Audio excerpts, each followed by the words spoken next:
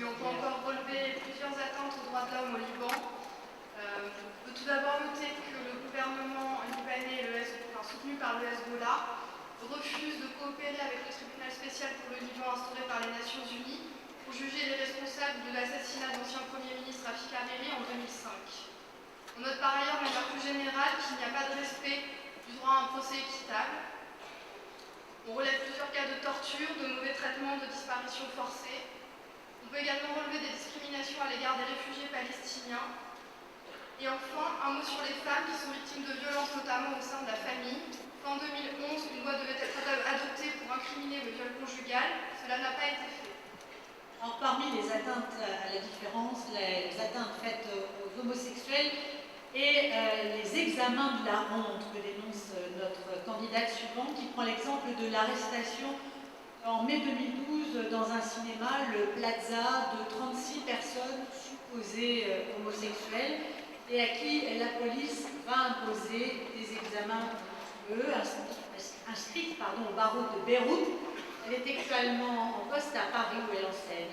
Maître Mélinda Waoun pour les examens de la honte. Membres du jury, mesdames et messieurs, chers confrères, tout a commencé le mardi 8 mai 2012 à 21h45, l'heure d'une émission fidèlement suivie par beaucoup de téléspectateurs et peut-être même par les parents des victimes elles-mêmes.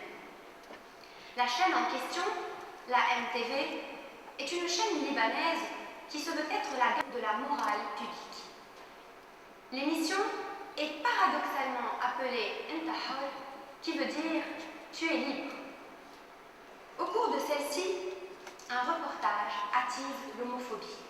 Il pointe du doigt un cinéma situé dans la banlieue proche de Beyrouth, le cinéma Plaza. Ce cinéma serait un lieu de drague homosexuelle où plusieurs hommes se fréquentent à l'abri des regards dans l'intimité de la salle obscure.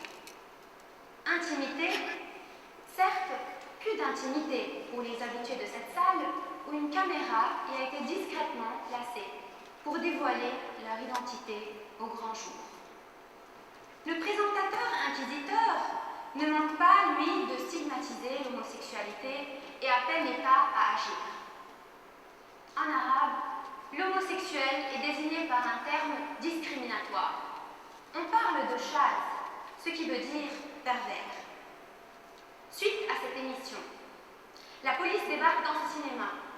36 personnes sont arrêtées pour subir un test qui marquera leur vie.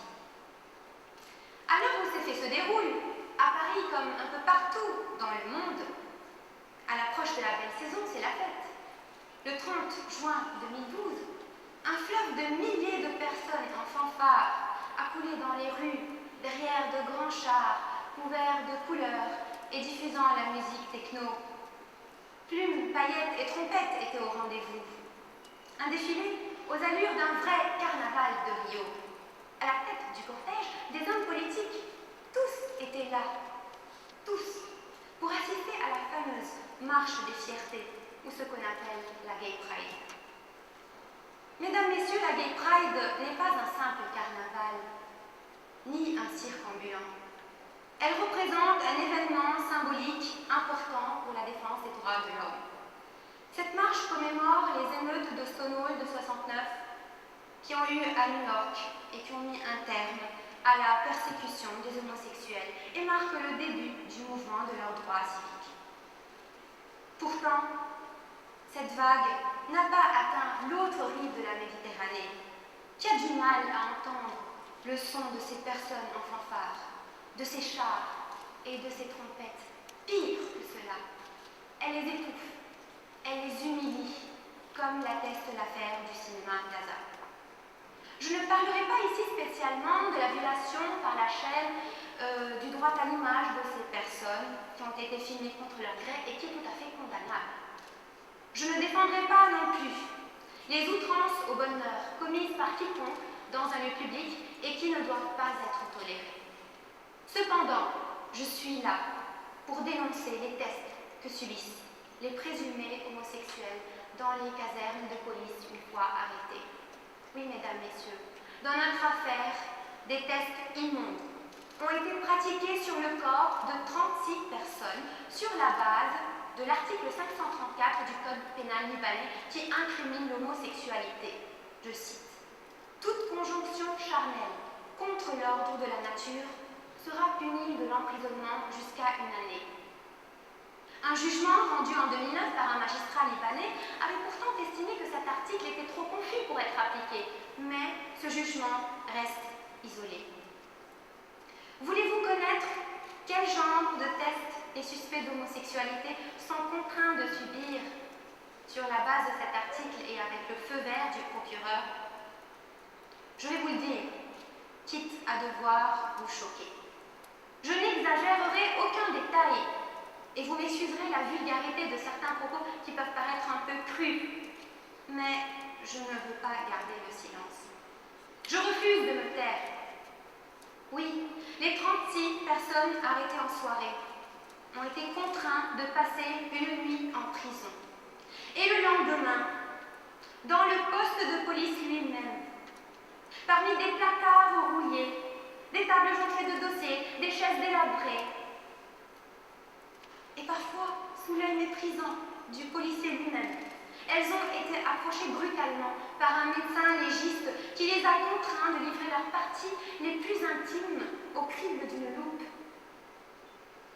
Chacun a été sommé de se déshabiller, de se pencher et de contracter ses muscles postérieurs pour que le médecin puisse examiner l'endroit présumé du crime. Entendez bien, l'endroit présumé du crime. Il devait ainsi pouvoir vérifier, en scrutant les rougeurs présentes, la taille et la forme élargie de l'orifice, si le prétendu crime d'homosexualité a été commis. Mais le test ne s'arrête pas à cette étape. Le médecin devra ensuite vérifier son analyse à l'aide d'un œuf. Oui, mesdames, messieurs, à l'aide d'un œuf. Et beaucoup de blagues ont été faites sur les blogs sur la nature de cet œuf. En réalité, c'est une espèce d'appareil qui a la forme d'un œuf. Oui, mesdames, messieurs, le médecin devra enfoncer un instrument bizarre qui a la forme d'un œuf dans l'anus du suspect pour détecter l'existence de traces de sperme et déterminer ainsi un comportement homosexuel.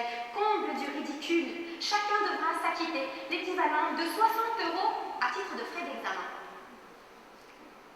Cette affaire, qui a l'air d'une anecdote, n'en est pourtant pas une. Le test fait mal. C'est une honte, un calvaire, une torture morale et physique, un viol, et pas n'importe lequel, un viol qui ne serait pas commis par un délinquant malsain de l'esprit, mais par un agent de l'ordre et avec la bénédiction de l'État.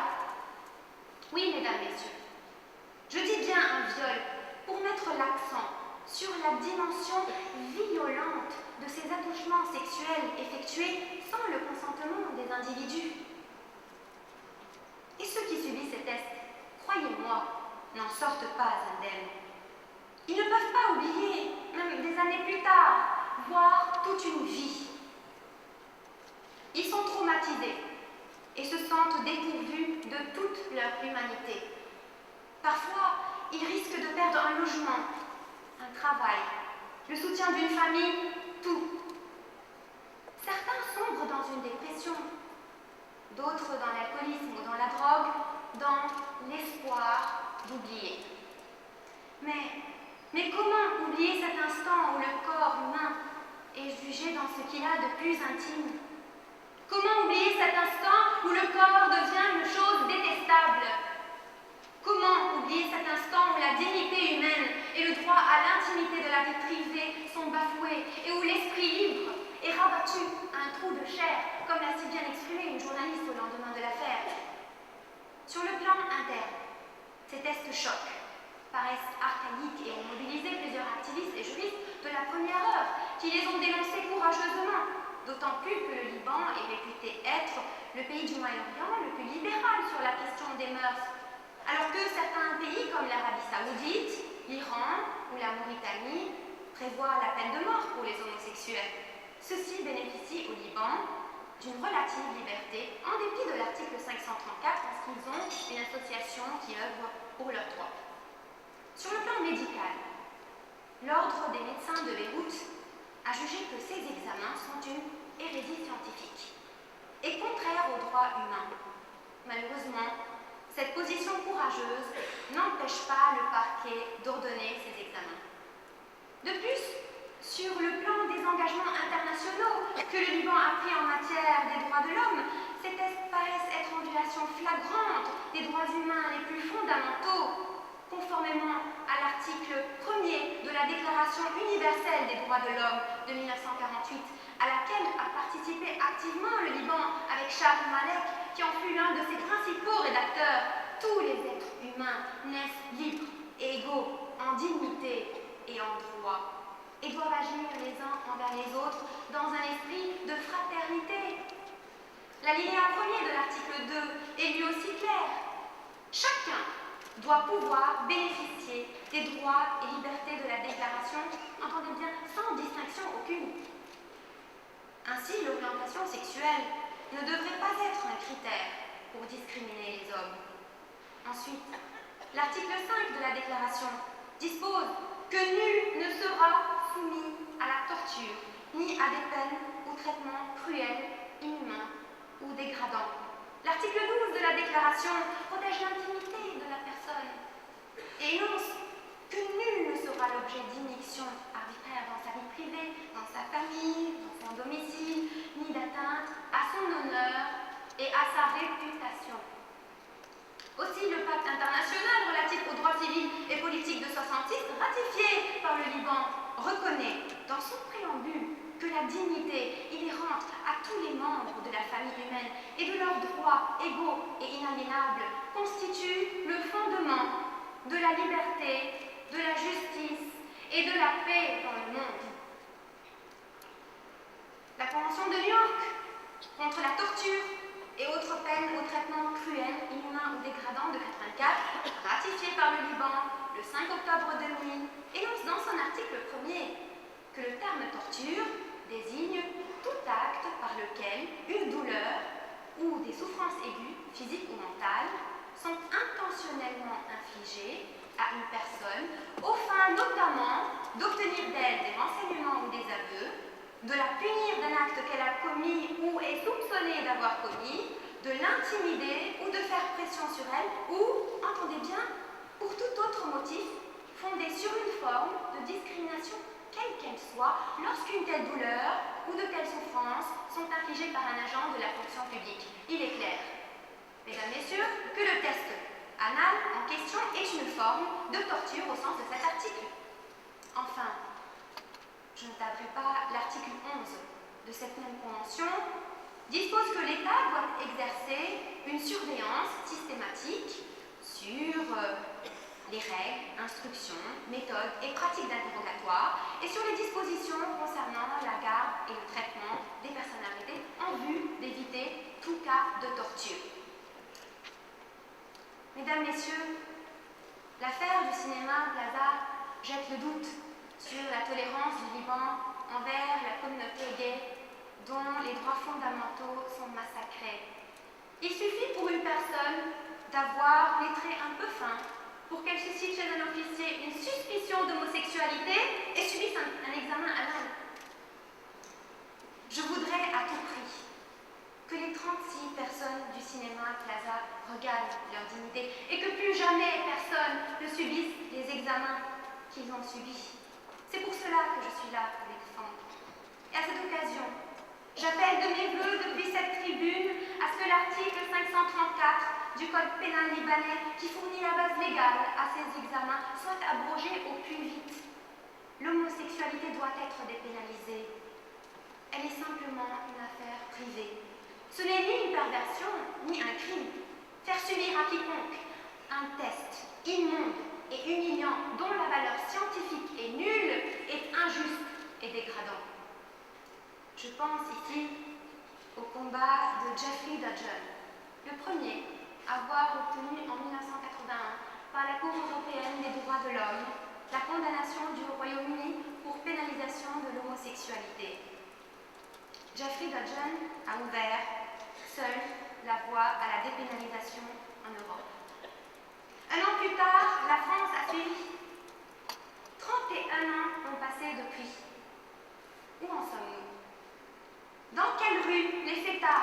marche des fiertés ont le droit de défiler. L'affaire du cinéma Plaza atteste qu'on est encore loin. Je souhaite simplement, au nom des 36 personnes humiliées, la proscription définitive des examens de la honte pour que tous les humains, sans distinction aucune, puissent reconquérir leur dignité et leur fierté. Je revendique également la suppression de l'article 534 qui légitime de tels abus. L'affaire du cinéma Plaza devrait nous rappeler la célèbre pensée du philosophe Spencer. Nul ne peut être tout à fait libre tant que tous ne le sont pas. Nul ne peut être tout à fait heureux tant que tous ne le sont pas. Je vous remercie.